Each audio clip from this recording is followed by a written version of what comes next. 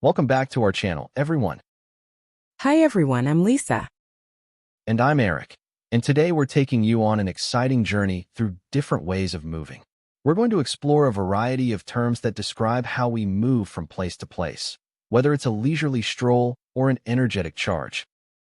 That's right, Eric. In this extended episode, we'll be delving into 8 keywords: stroll, wander around/about, hike, stumble, over/on march, charge, rush, and chase.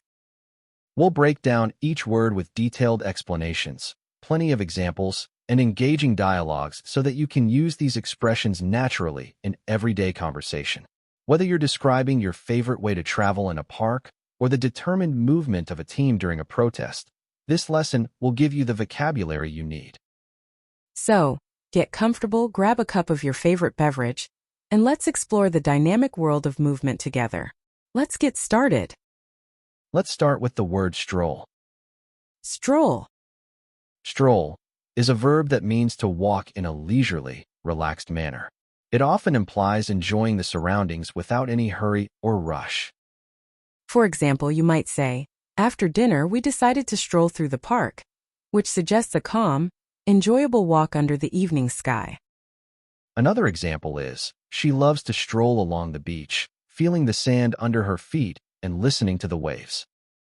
Notice how stroll is associated with relaxation and taking your time. It's a perfect word when you want to describe a casual, unhurried pace. In a conversation, you might hear, "Let's go for a stroll. We don't have to rush anywhere." This invites someone to enjoy a slow, pleasant walk. And sometimes, stroll can also be used metaphorically to mean making progress without stress, as in, he's taking a stroll through his career, enjoying each step along the way. It's all about savoring the journey rather than just racing to the destination. Exactly. Stroll is the perfect word to capture the essence of a relaxing walk, one that allows you to appreciate every moment. Next up, we have the word wander. Wander around/about. Wander is a verb that means to move aimlessly or without a fixed direction, often out of curiosity or to explore new surroundings. For instance, you might say, we decided to wander around the old town, taking in the historic architecture and narrow streets, which indicates that you explored without a strict plan. Another example is, sometimes I like to wander about the city on weekends, discovering hidden cafes and quirky shops. The word wander suggests a sense of freedom and spontaneity. It's often used to describe a relaxed and exploratory mode of movement. In conversation, you might hear, "Don't worry about the schedule. Just wander around and see what catches your eye." It can also be used to express a state of mind, as in, her thoughts began to wander during the long lecture, meaning her attention drifted. Whether you're physically moving through a space or mentally drifting, wander conveys the idea of moving without a set path. It's a word that invites curiosity, encouraging you to explore and embrace the unexpected. Now, let's move on to the word hike. Hike. Hike is a verb that means to take a long walk, typically in nature, on trails, or in the wilderness. It often implies a moderate to strenuous level of physical activity. For example, you might say, we plan to hike up the mountain this weekend to enjoy the breathtaking views, which suggests an active and adventurous outdoor activity. Another example is, they hiked through the forest, following a trail that led to a beautiful waterfall. Hike usually conveys a sense of exploration and fitness, making it a favorite activity for nature enthusiasts and adventure seekers.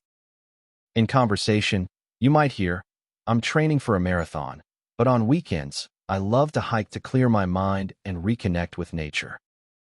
And if you're discussing a challenge, you might say, the trail was steep and rugged, but we managed to hike all the way to the summit. Hike is not only about the physical journey, but also about the mental and emotional benefits of spending time outdoors. It's a wonderful word to express an active lifestyle and the joy of exploring the natural world. Next, let's examine the word stumble. Stumble over/on. Stumble is a verb that means to trip or momentarily lose your balance, often by hitting or catching your foot on something. For example, you might say, I stumbled over a rock while jogging in the park, indicating that you momentarily lost your balance due to an obstacle. Another instance is, during the hike, she stumbled on a tree root and almost fell, which clearly shows the accidental nature of the action. Stumble can also be used metaphorically. For instance, he stumbled through his presentation, forgetting some key points, meaning he had difficulty delivering his speech. This word conveys the idea of an unexpected interruption in movement or performance, whether physical or verbal. In everyday conversation, you might say, I sometimes stumble over my words when I'm nervous, which shows a common human experience. It's a versatile term that reminds us that mistakes or accidents happen, and they're often a natural part of any journey. Whether it's tripping on a sidewalk or faltering in a conversation, stumble captures the imperfect, human aspect of movement. Now let's talk about the word march.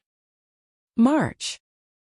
March is a verb that means to walk in a deliberate, steady, and often rhythmic way, typically associated with military or formal processions. For example, you might say, the soldiers marched in formation during the parade, which indicates a structured and purposeful movement. Another example is, we marched together in a protest demanding change and justice, showing that march can also be used to describe collective, organized demonstrations. March carries a sense of determination and unity, often symbolizing strength and resolve. In everyday language, you might hear someone say, let's march to the beat of our own drum, which is a figurative way of saying let's move forward confidently in our own unique way. It's a powerful word that can convey both literal movement and the spirit of solidarity and purpose. And if you're discussing plans, you could add, we'll march through the city center to raise awareness about the issue, emphasizing both movement and commitment. March is often used to inspire and rally people together in pursuit of a common goal. Next up is the word charge. Charge. Charge is a verb that means to move forward quickly and forcefully, often with the intent of overcoming an obstacle or reaching a destination as fast as possible. For example, you might say, during the game, the players charged down the field with great energy, indicating a burst of speed and determination. Another example is, when the alarm went off, he charged out of bed to check what was happening, which shows a sudden, energetic movement in response to a situation. Charge often conveys urgency and dynamism, making it a common word in both physical actions and metaphorical expressions. In a discussion, you could say, the emergency responders charged into the building to rescue the occupants, emphasizing both speed and bravery. It's a word that suggests action and intensity, perfect for describing situations where rapid movement is necessary. And in a lighter context, you might hear, I charged through the grocery store to catch the last item on sale, which adds a sense of humor and urgency. Charge is a dynamic word that captures the energy of a decisive, fast-paced movement. Now, let's move on to the word rush. Rush. Rush is a verb that means to move or act with great speed, typically in order to complete something quickly. For example, you might say, I had to rush to catch the bus this morning, which indicates that you hurried to reach your destination on time. Another example is, she rushed through her work so she could join the party, showing that she acted quickly in order to enjoy the social event. Rush conveys a sense of urgency and speed, often implying that time is of the essence. In conversation, you might hear, don't rush, take your time to do it right, advising someone to slow down for quality's sake. And sometimes, rush is used to describe a surge of emotion, as in, a rush of adrenaline made him feel invincible. This word is versatile, applying both to physical movement and to the speed of our actions or feelings. It emphasizes the importance of timing and the dynamic nature of our everyday experiences. Finally, let's discuss the word chase. Chase. Chase is a verb that means to run after someone or something, often in pursuit or in an attempt to catch up.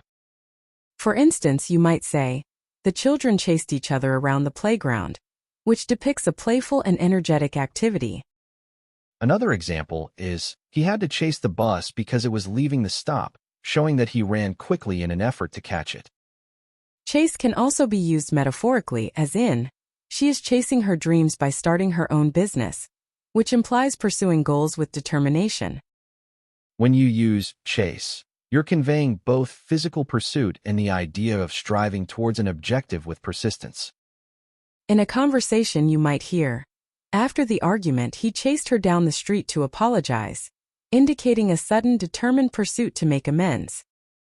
And another example, the photographer chased the perfect shot through the bustling city streets, which shows creative determination. Chase is a lively word that captures the urgency and excitement of pursuit, whether literal or figurative. Now that we've gone through each word individually, let's put everything together with an extended dialogue that covers different scenarios about ways of moving. Imagine a weekend adventure where you and your friends decide to explore the countryside and try out various activities, each described by our words today. For instance, you might begin your day by saying, "Let's stroll through the park and enjoy the fresh morning air." And after a leisurely stroll, you might decide to wander around the small town nearby, checking out local shops and hidden cafes without a fixed plan. As the day progresses, you might feel more adventurous and decide to hike up a scenic trail in the nearby hills, embracing the challenge and beauty of nature. On the way, you might stumble over some unexpected obstacles, a loose rock on the path or a fallen branch, reminding you that nature is unpredictable. After a strenuous hike, you may need to recover quickly, so you could march back along the trail in a determined, steady manner, as if you're on a mission to finish the journey. And if you're in a hurry to catch a bus or a meeting, you might charge down the street with energy, moving with purpose and urgency. Alternatively, when you're late, you might rush through the busy streets, dodging pedestrians and vehicles in your haste. And if you see something interesting like a street performer or an unusual event, you might even chase after it, running to get a closer look or to capture a photo before it disappears. Let's look at a more detailed conversation. Imagine you're planning a day out with friends, and the discussion goes like this. "Hey, do you want to stroll through the park first?" Sure. I love a relaxed stroll where we can chat and enjoy the scenery. After that, maybe we can wander around the town. I heard there are some cool vintage shops there. That sounds fun. I always like to wander around without a strict plan. It lets us discover unexpected treasures. Then, if we're feeling adventurous, we could hike up the hill behind the town. Absolutely, a good hike is always refreshing. Just watch out. You might stumble over those rocky paths. Don't worry, we'll be careful. And if we get tired, we can march back slowly, taking in every moment. I like that idea. But if we're in a rush to catch the sunset, we might have to charge back to our car. Or even rush through the streets if traffic is bad. And if we see a street festival or something exciting, we might chase after it, just to experience the fun up close. This dialogue shows how these words can describe a full day of varied movements and experiences. Each word adds a different nuance. Stroll for relaxation, wander for exploration, hike for adventure, stumble for the unpredictable, march for determined movement, charge for urgency, rush for speed, and chase for pursuit of something captivating. And these words aren't just limited to physical movement. They can also be used metaphorically. For example, you might say, "She is chasing her dreams," meaning she is energetically pursuing her goals. Or sometimes I just like to wander around in my thoughts, which means you let your mind drift freely. Even stumble can be metaphorical. I stumbled upon a great idea while reading a book, suggesting that you discovered something valuable unexpectedly. And charge might be used in business as in, he charged into the meeting with a clear vision, reflecting a proactive and dynamic attitude. The versatility of these words allows you to express movement and progress in both literal and figurative contexts.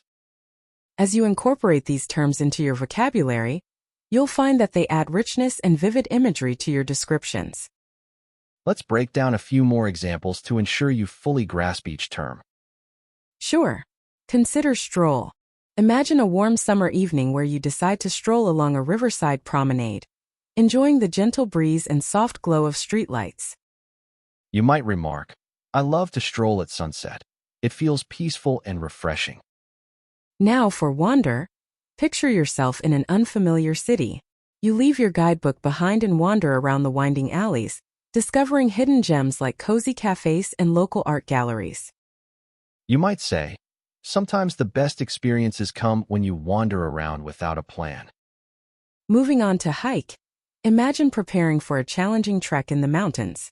You pack your backpack, lace up your boots, and set off on a hike that will not only test your endurance but also reward you with stunning vistas.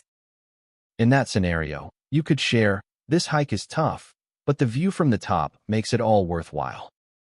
For stumble, picture yourself on a rugged trail. Despite your careful steps, you might stumble over a hidden root or rock, momentarily losing your balance but quickly regaining it and laughing off the mishap.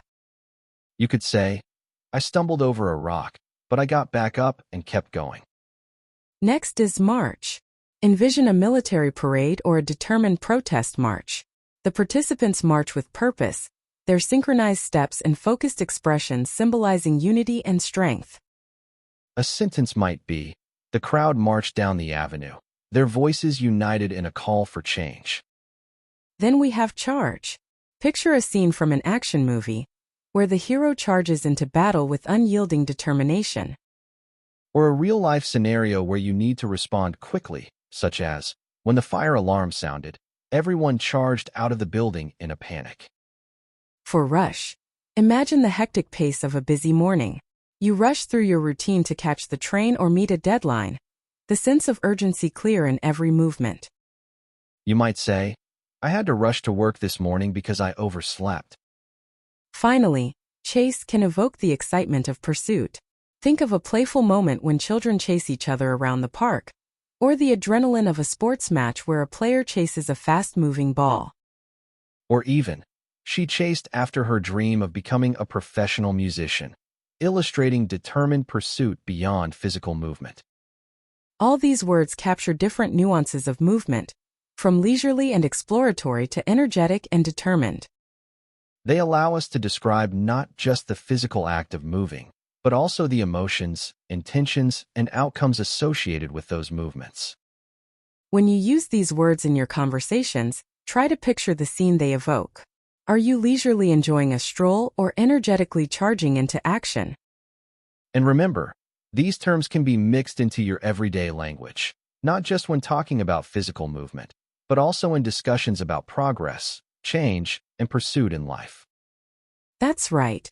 Language is a dynamic tool that can describe both the literal and metaphorical journeys we take. We hope this extended lesson on ways of moving has given you a rich vocabulary and deep insights into how to describe movement vividly and accurately.